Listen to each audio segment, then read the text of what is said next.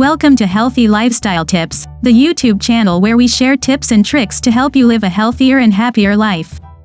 In this video, we are going to talk about 15 best books on death. Death is a topic that many people avoid or fear, but reading about it can help us cope with our own mortality, understand the grief of others, and appreciate the preciousness of life. Here are some of the books that we recommend. 1. Being Mortal: Medicine and What Matters in the End by Atul Gawande.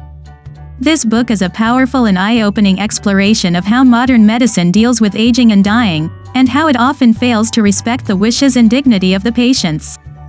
Gawande, a surgeon and a writer, shares his personal and professional experiences, as well as stories of people who faced difficult choices and challenges at the end of their lives. He argues that we need to rethink how we care for the elderly and the terminally ill, and how we can help them live well until the last moment. 2. The Year of Magical Thinking by Joan Didion. This book is a memoir of grief and loss by one of the most acclaimed writers of our time.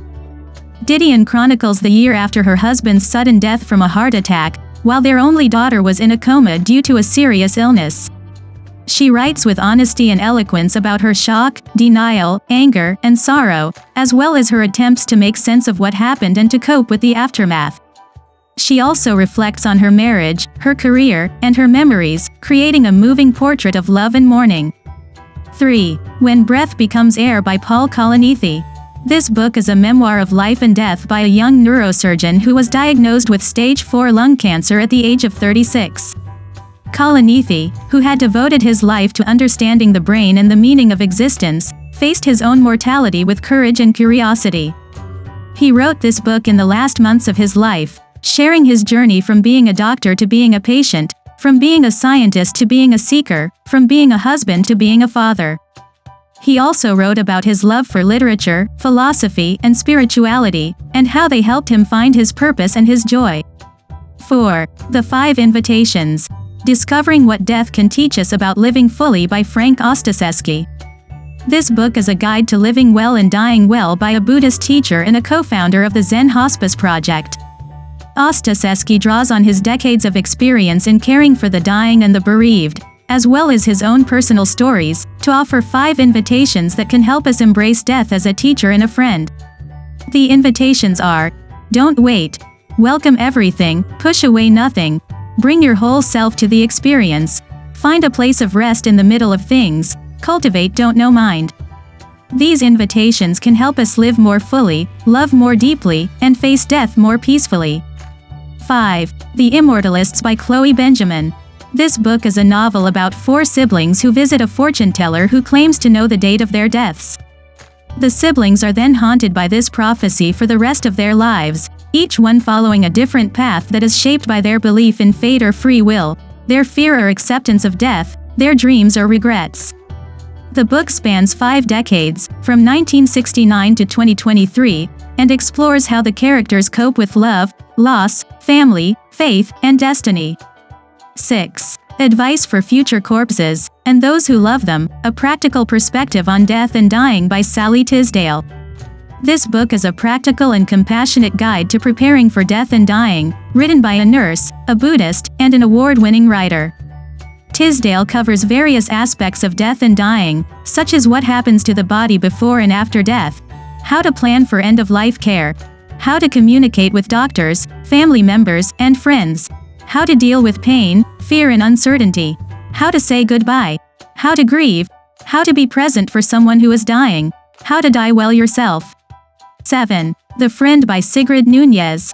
This book is a novel about friendship, grief, and healing by the winner of the National Book Award for Fiction in 2018. The narrator is a woman who loses her best friend and mentor to suicide, and inherits his Great Dane named Apollo. She forms an unlikely bond with the dog, who is also grieving for his master. Together they navigate their loneliness and sorrow in a world that seems indifferent to their loss. The book is also a meditation on writing, literature, and the human-animal relationship. 8. The Invisible String by Patrice Karst. This book is a children's book that helps young readers cope with the fear of separation and the loss of loved ones. The story follows two siblings who are scared of being apart from their mother, and learn that they are always connected by an invisible string of love that stretches across time and space. The book teaches children that they can feel the love of their parents, grandparents, friends, and pets, even when they are not physically present. The book also addresses death, divorce, and other difficult situations in a gentle and reassuring way. 9. Elsewhere by Gabrielle Zevin. This book is a young adult novel that imagines the afterlife as a place where people age backwards until they become babies and are reborn.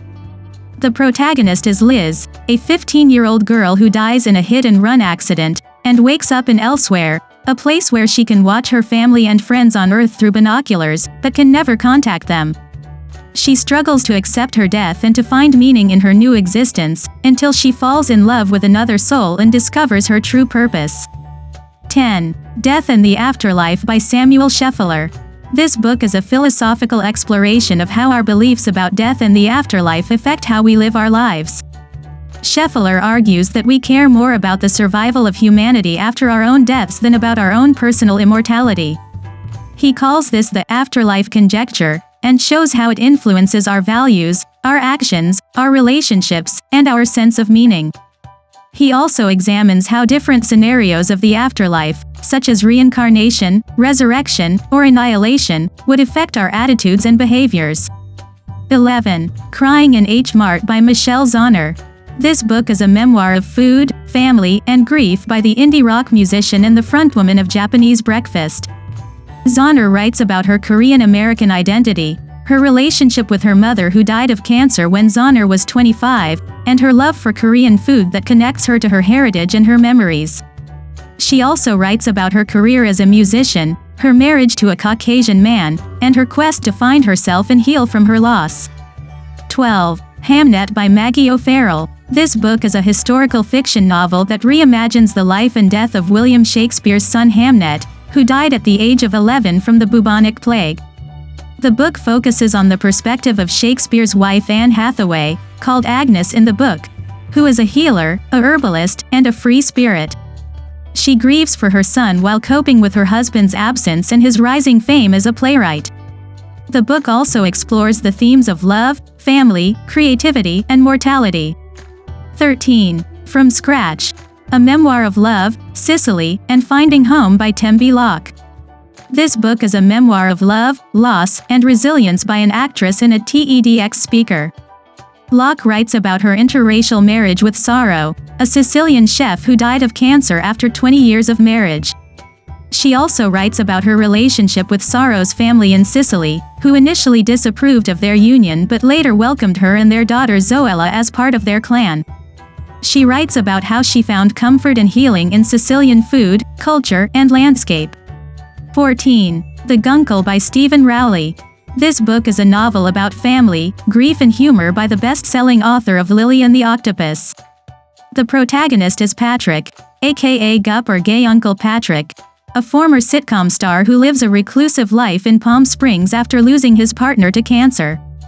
His life changes when his niece Maisie and nephew Grant come to stay with him for the summer after their mother dies from an overdose and their father goes to rehab. Patrick has to learn how to be a parent figure to the kids while dealing with his own grief and loneliness. He also has to face his past and his future with the help of his friends and his family. 15. The Real Book of the Dead by Colette Sinclair. This book is a collection of stories from people who have crossed over to the other side and communicated with the author through channeling sessions. Sinclair claims to have the ability to talk to spirits and to see their lives from their perspective. She shares their messages of love, forgiveness, hope, and wisdom. She also answers some common questions about death and the afterlife, such as what happens when we die, where do we go, what do we do, who do we meet, how do we feel, etc. Thank you for joining us on this insightful journey.